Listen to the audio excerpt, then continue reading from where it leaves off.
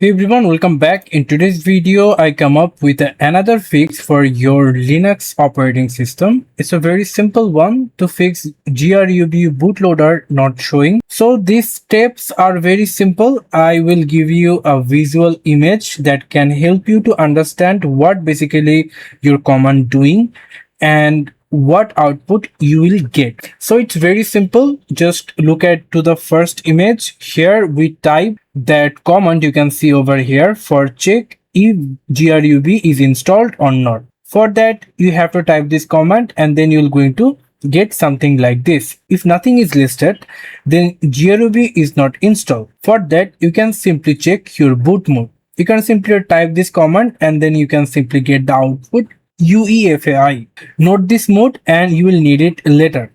After you can simply check the UEFI partition, you can simply type this command and then you can simply get the partition. You can simply make sure the UEFI BFAT partition exists this mountain. You can simply see. After you can simply move forward to the fourth page. Here you mount UEFI partition. So here you have to type to these two command and it will going to replace your /dev/sda with your UEFI partition. After you have to reinstall your GRUB system.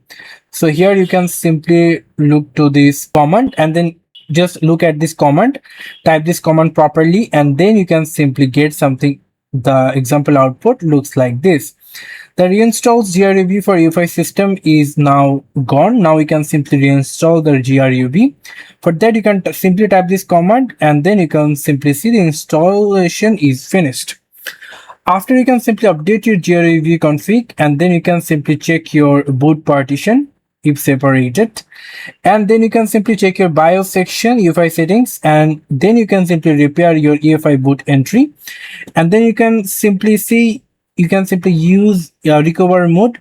If it's still not working, then you can simply give a final check.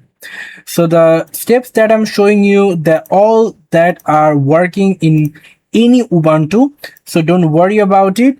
Just simply pause and then type the command in your terminal and then simply just do it. And I hope this is going to fix your problem. Thank you so much for watching. I hope to see you for another videos. Till then, goodbye.